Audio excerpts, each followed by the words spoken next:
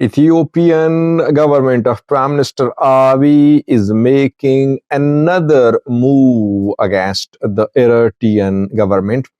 The Ethiopian government tried this move in recent months. It did not succeed. Now the government wants to give it another try. Secondly, a drone strike has been conducted in the Amhara region, being confirmed by local sources. Welcome to my Vision News. Thanks for watching. Good to be with you. Two news stories. First one is about a drone strike on Fano fighters in the Amhara region. The drone strike was conducted on Wednesday in West Gujum zone of the Amhara region, Sakela Voreda, where a school was hit. Agut Primary School was the target. Building of the school suffered damage. Pro-Fano sources claim that civilians were killed and the school building was damaged. Government, does not acknowledge drone strikes. It does not issue statements about drone strikes. But pro-government sources are saying that Fano fighters were using the school for their activities, for training, for housing. Military got information and it conducted a precise strikes. By the way, Ethiopian Air Force drones are hitting targets precisely. I mean, we haven't seen any strike so far which missed the target. If a strike targeted a building, the building was hit. That we saw in recent months. After a Banadi operation, we saw that military intensified air campaign against Fano fighters. Several strikes have been conducted and buildings have been destroyed. Obviously, buildings were targeted. We did not see a single strike where the drone strike missed the target.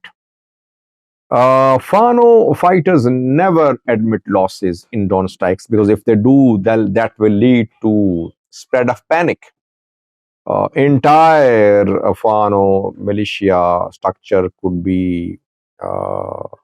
panic. That is why Fano groups don't admit losses in drone strikes. Drone strikes have considerably slowed down Fano's advance. Aframamu, a few months ago, announced the start of conventional war when a Banadi operation was launched by Wollo Fano. But that conventional war is back to guerrilla war to some extent. We're not seeing large-scale attacks by Fano fighters in the Amhara region. And all that is because of the extensive use of drones. Drones are not just relying on their cameras to collect intelligence for airstrikes, drone strikes. Ground intelligence, human intelligence is also playing a role. I think that ENDF has managed to build intelligence collection networks in the Amhara region. That is why drone strikes are being conducted. You cannot solely rely on cameras. Cameras identify targets, but you need to verify everything from the ground. So wherever drone strikes happen, it is an indication of the intelligence network established by Ethiopian military in the Amhara region. Secondly, the Ethiopian government is making another move against Eritrea. Not new move, but the government tried this move. It did not work. Since last year, Ethiopian government of Prime Minister Abiy has been trying to mobilize and unite Eritrean opposition groups against the Eritrean government. Ethiopian government is hosting Brigade Nehamado, Eritrean Blue Revolution Front, Eritrean Afar National Congress, Red Sea Afar Democratic Organization. in the Afar region, Afar region of Ethiopia, these Eritrean opposition groups have their bases. They are being trained they're undergoing training conducted by E&D of officers. They're being funded, they're being armed. Rasado shares pictures of its members being trained frequently. These groups have their offices in the capital too. EBRF, Eritrean Blue Revolution Front, opened its office in Addis Ababa. But the Eritrean opposition groups could not unite. Rather, we saw major differences between Eritrean opposition groups when the Ethiopian government tried to bring them under one umbrella. So Rasad is operating independently. It is now working in collaboration with EBRF. EBRF and Brigade Nihamado turned into EBRF basically when Kiros Asfaha organized Brigade Nihamado in Ethiopia. It was Brigade Nihamado. Then it turned into EBRF, Eritrean Blue Revolution Front. It took up arms. It announced the start of armed struggle against Isasevi government. But Brigade Nihamado, EBRF groups have split in 4 or 5 factions in Ethiopia. You know that a few days ago, Ethiopian government arrested Brigade Nihamado members. Yunus Mibratam was arrested. Haptom Gebre Sadik was arrested. Zeresane Melus was arrested. These people are from Brigade Nihamado.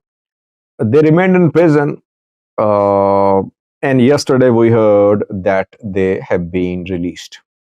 Now, the Ethiopian government is making another attempt to unite all Eritrean armed groups.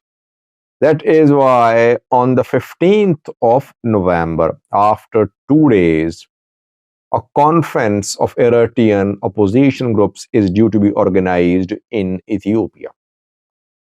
People say it will be held in Addis Ababa. Others say venue could be in Afar. It's not clear. Most people say it will be held in Addis Ababa. Ethiopian government is trying to unite Brigade Nihamado factions because Eritrean Blue Revolution Front formed a few months ago could not make progress. EBRF could not get lots of recruits. Rather, the faction led by Joel Johannes and Kiros Asfaha have been issuing statements against each other. Kiros issued a statement a few weeks ago, criticized Joel Johannes. These people who were arrested in Ethiopia, Yunus Mubratam, Haptom, Gebre Sadik, and Zeresane Melus, they are from Joel Johannes group, not from Kiros Asfaha group. So, Brigade Nihamado Ethiopia has split. EBRF has split again. EBRF has also split. Now, the government is inviting Brigade Nihamado members. Ethiopian government is inviting Brigade Nihamado members from several countries.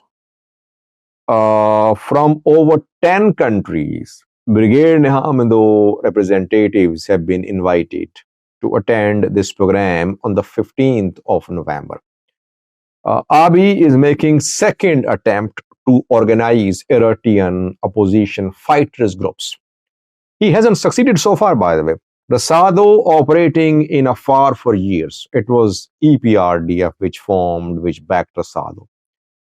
Abiy formed EBRF. EBRF hasn't been able to organize itself into an armed group to be reckoned with.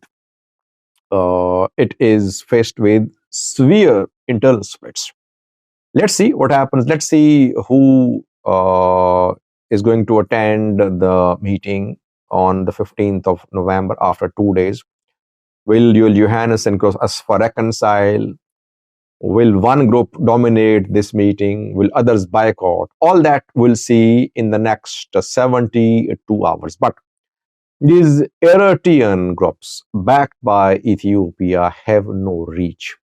They have no penetration in Eritrea. They haven't been able to show their presence in any form in Eritrea. On the other hand, Eritrean, a far opposition group led by Ibrahim Usman, has connections in Ethiopia. And from Ethiopia, Ethiopian Afars are fleeing into Eritrea to join Ibrahim Usman-led anti-prosperity party, Ethiopian Afar fighters group. So Abiy so far has not been able to erect a strong anti-Eritrean government armed opposition group. Another attempt is being made. Let's see what happens on the 15th of November. Thanks for watching.